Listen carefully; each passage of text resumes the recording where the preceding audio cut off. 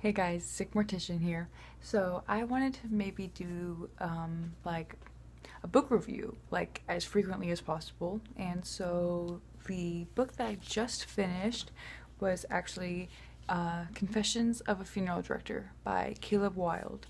My mom gave me this book as a graduation gift, and I just finished it, and it was a pretty good read. I'm not really into nonfiction, and it was nonfiction, and it was about somebody who was born into the funeral industry, Caleb Wilde, how, both his grandparents on both sides were funeral directors, and so were both of his parents. And I think it's a great read for somebody who is not a funeral director because it kind of gives some insight into all of the not creepy aspects of it. It really, being a mortician really opened his eyes as to helping him find God and helping him take solace in this world that we're stuck in, and having no control and not knowing whether God exists or not, and not really just having to trust your faith. So it was interesting to me because he was born into being a funeral director, and he probably, because dealing with death so much as a child, really struggled through his adolescence with religion and his faith in God, and he kind of was like doubting his faith and was lacking in faith, and how he thinks that being a funeral director was like the one thing that reassures his faith. And I just think that was really interesting because I have always struggled with faith. I used to go to church growing up on this every Sunday, a Christian church, and I have always really struggled with completely identifying with that, and I kind of called myself an atheist all through high school and everything. And now that I'm older, I've really taken a liking to actually what the Freemasons believe.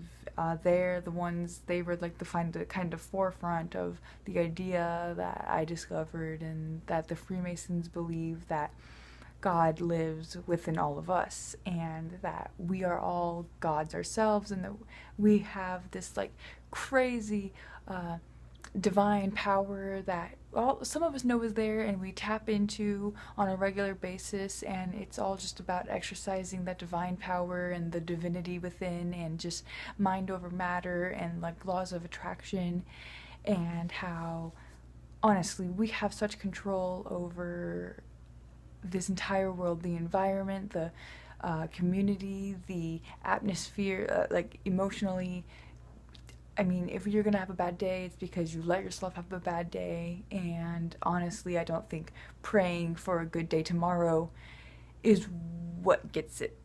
So maybe I'm an atheist, maybe I'm a polytheist. I like to be a little bit of everything. I don't really want to be able to label myself because I just think that my ideas are, I don't know, I don't think I've settled on anything yet. But Confessions of a Funeral Director could really open up somebody's eyes to the positive aspects of working in the funeral industry.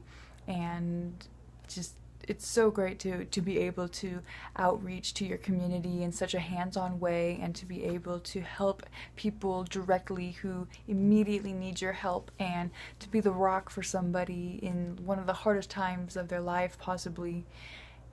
It's incredible. And I am only 21 years old, and I feel like I have so much more to learn about human communication and funeral directing, obviously. And it's already taught me so much. And so comment below anything that you guys have to say, any funeral directors out there who have some input, anyone who's read the book. I could find a link to how to buy it online if you're interested. And I am already working on the next book that I would like to review, and that is actually Flowers in the Attic by V.C. Andrews. So give me a couple days, let me finish that book, and I'm so excited to read this book. I've been looking for Flowers in the Attic forever. I finally found it at Bookman's. Great movie, super freaking creepy, demented. I just love it. It's amazing. So far the book's been great, and so really some awesome stuff going on over here. Thanks, guys.